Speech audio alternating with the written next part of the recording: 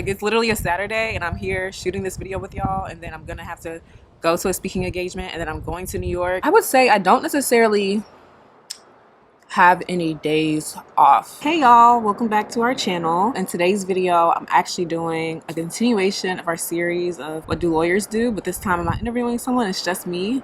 And I'm gonna talk about what it's like to be a lawyer and an entrepreneur. That's actually the first time I've ever really called myself an entrepreneur, but I am. I've been ducking and dodging that word. I think Samantha called me an entrepreneur like a few years ago, and I was like, no, I'm not an entrepreneur, I just do stuff on the side. But I guess that's what being an entrepreneur is. It's a very unique lifestyle, I would say, and there are ways that being an entrepreneur and being a lawyer kind of feed into each other and complement each other, but it also can be challenging, it's time consuming, and so I'll get into all of that in this video.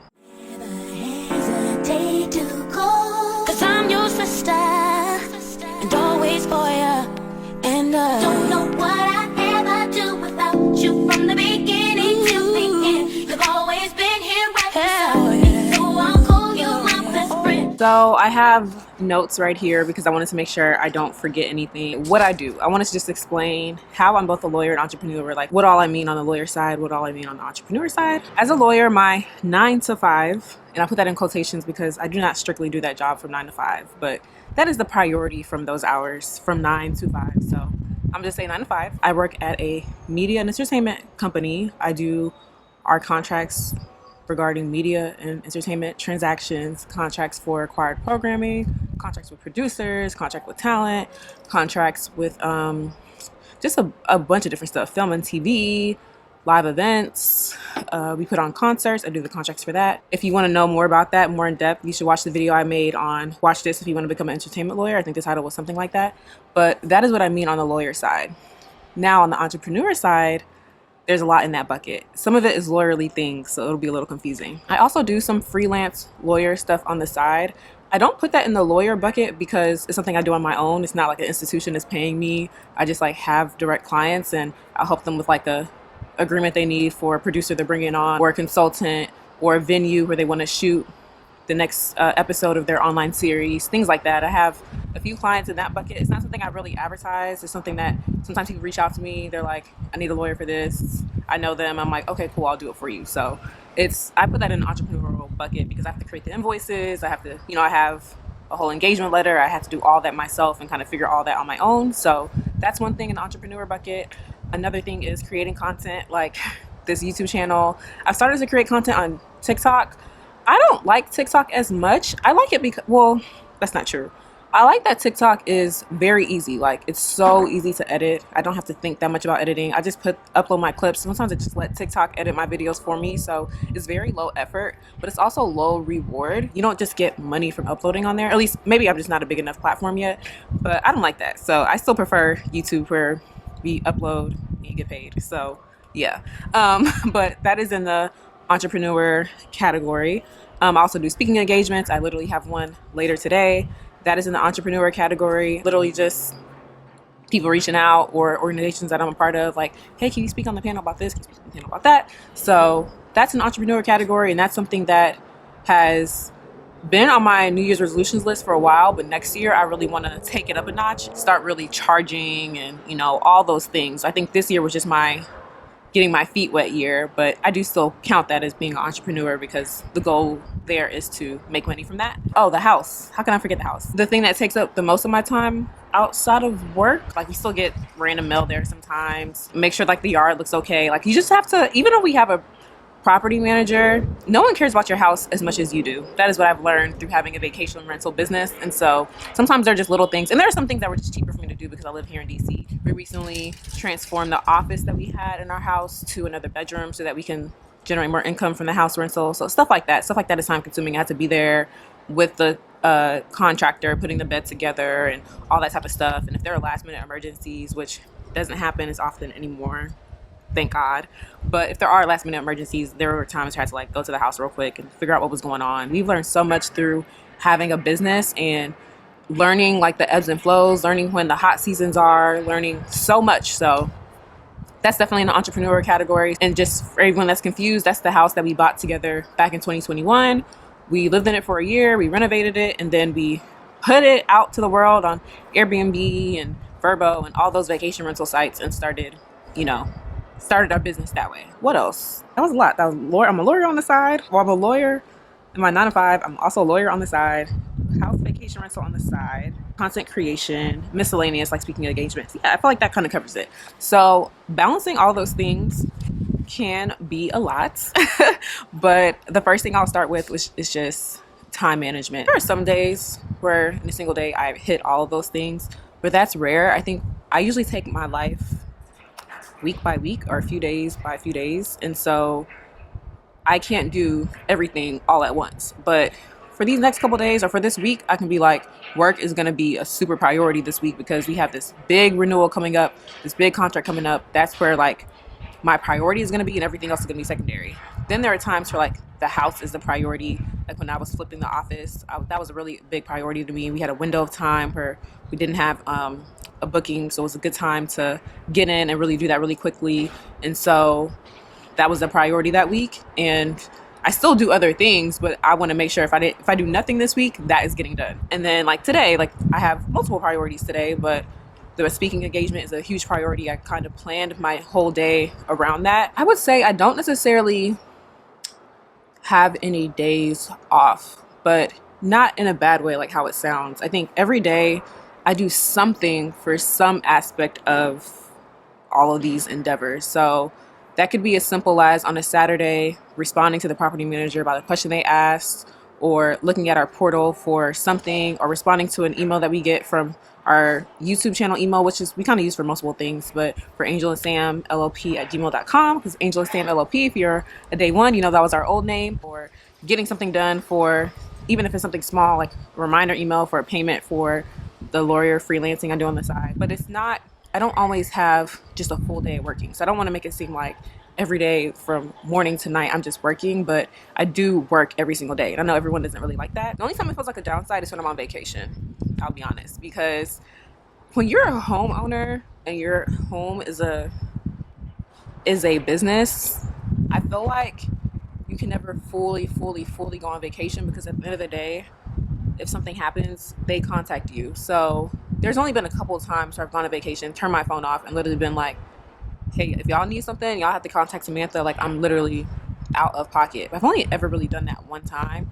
Otherwise, it's like there'll be times on my vacation, if I'm texting Samantha about something about the house, or like, and I consider that work. Even if it's just a text message to her about something involving one of our businesses, I consider that work. And when I'm on vacation, sometimes I'm like, oh, I don't want to be doing that. But you have to, like, that's just kind of the price you pay for choosing the road less traveled. Not to be cliche, but that's what it is. Yeah, time management can be, I think I've gotten better at it. I just think that I can't be thriving at everything all at once. Like, it's just not really realistic. So sometimes there would be a week where I am editing content down and I've uploaded a bunch of stuff and I've edited a bunch of stuff and I've shot a bunch of stuff. And then there will be like a couple weeks where I don't, because I'm focusing on other aspects of my life and just, my career. So yeah, I don't think that everything at once is always just like in full bloom, but that's okay with me. I'm okay with that. So yeah, that's on the time management part. I think that being both a lawyer and an entrepreneur, like being a lawyer helps me on the entrepreneur side, and being an entrepreneur helps me on the lawyer side. And I'll kind of give examples. There was a brand deal that Samantha and I had last year, and they sent us like the brand agreement or influencer agreement, whatever they called it. And it was very convenient for me and her to both be lawyers and look at that, edit it, being like, we don't want y'all to use our name and our image in perpetuity, and we don't want, we can read it and know enough to know, like, okay, we need to change this, we need to change that. And yes, could we have hired lawyers to do that? Sure. But when you're starting out and your brand deals are kind of small, I feel like it ends up being a waste of money, because the amount you're going to pay the lawyer is, which if we weren't lawyers, the amount you're going to pay the lawyer is going to be not worth it for the amount you're getting from the brand deal. But then if you're not sophisticated in like legal terms, even if it's a small brand deal, you could be giving them a lot of rights to like your image that are not worth the payment. That was our main source of income, and we were just like brand deals out the gazoo, millions of contracts we're doing like every single year. Then at some point, it's like, even if we're lawyers, it makes more sense to outsource this and have other people look at it while we focus on other stuff. But that's not the case. So we can quickly ourselves, we have the brain power, I guess, to really review stuff that is low cost to us, but is a huge benefit. Like these people are not taking advantage of us. So that's how the lawyer helps on the entrepreneur side. It also helps you be like detail oriented. I know sometimes the contractors and the property manager are probably annoyed with me about how specific I am with them. I'm like, no, I said I wanted it like this. I want it like this. Like I'm very particular. I can catch things, wording, whatever, and that's just handy in life, I've found. So just being able to maneuver things like that, I think has really been drawn on my lawyer skill set. Another example, so a podcast asked Samantha and I to speak on it. I think that's next week, and they sent us a release, and I literally do releases for my job, for my 9 to 5. So I read the release, quickly understood it, quickly realized that it was standard. It's nice to have that peace of mind and not be so scared of the contract people are sending you and being like, oh, I don't know what this means, and you need to send it to a lawyer, or just like signing in and hoping it's fine. Like, no, I read it, I got it, cool. I sent my thoughts to Samantha, she sent her thoughts back, blah, blah, blah. We were good. So that's another thing. All these influencer agreements, brand deals, releases that people send you, we can navigate that ourselves, which is very, very helpful. And the last example I'll give is the house, which we've talked about a ton, but when we were buying the house together, we just understood the terms because we both taken property in law school. So it's like, okay, we want to be tenants in common. We don't want to be this. Like, we just understood the process. We were able to follow along in the process in a way that I think other people might not have been able to do. And I think that's because we were drawing on a lawyer skill set. Now, the less obvious transfer of mindsets or whatever is entrepreneur to being a lawyer. But I think that has been so helpful for me. So helpful for me, especially in my current role. So if your client is willing to take risk, then you need to say like, okay, this is low risk, or this is medium risk. This is kind of, you might get sued for this, you might not. I've never personally seen a lawsuit from this. Like, you have to be able to give practical advice. And I think practical advice comes from having practical experiences. And so when you've only been practicing and siloed and just thinking about theory and telling people to stop doing this and that, and you haven't actually stepped outside of the box and lived in the real world and lived in the world that your clients are operating in, I think it's harder to give them good advice. That's just my opinion. And so when I'm advising our podcast teams, I can speak from both a practical perspective because I've done it, and I can speak from a legal perspective, and I know what the risks are, and I know when a risk is really low or a risk is really not worth taking because we don't have the budget to fight this. And I feel like being an entrepreneur and creating content and buying the house and doing the rental and understanding more about the vacation rental business and doing speaking engagements and hearing questions from a crowd, like real people, their questions, they're not lawyers, they're not like CEOs and running companies, these are everyday people that have questions. I think that helps so much on the legal side, and it helps me to keep practicing that skill set of taking a very complicated legal issue and explaining it to people like it's the ABCs. And I think that's a very important skill set as a lawyer because you aren't always working with lawyers, especially as a media entertainment lawyer. I work with my team, of course, but the people I'm advising, they're usually not lawyers, which is a little bit different on the big law side, where the people you're advising are usually in-house counsel. But no, when you're in-house counsel, the people you're advising are non-lawyers. And so you can't just come at them and be like, oh, the statute says this about copyright and the fair use has these 4 factors and you have to they don't want to hear all that. They want to hear, can I do this? Can I not do this? And you have to explain it very simply. If it's nuanced, you have to say it's nuanced, but explain the nuances very simply. And so I think the entrepreneur side has helped me with that. So yeah, let me get off my soapbox. So overall, I think balancing the two, I found it to be fulfilling. I find it rewarding. I think that there are just aspects of being a lawyer that I like and will always like. And so I feel like that will always be a part of my pie that I'm always talking about. But there are just other things to me. There are other things I want to do. There are other things on the entrepreneur side that I want to add. And so, yeah, if you have good time management and if you're able to really not leave your other self at the door and come into everything with your full self, I think it helps. It all can blend together if you are open-minded enough, I guess, and able to blend concepts and things like that. That's what it's like to be a lawyer and entrepreneur. It's busy.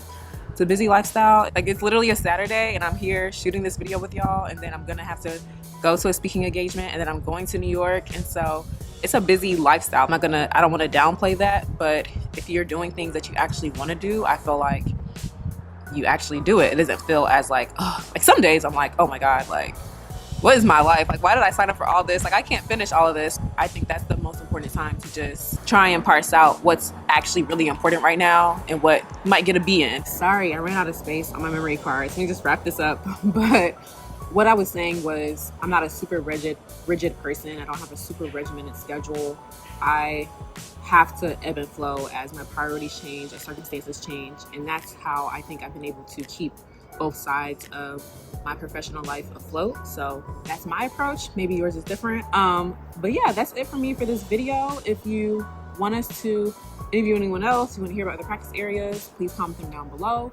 And as always, make sure you like, comment, subscribe, and share. Watch out for more videos. More videos are coming, and I'll see y'all next time. Bye.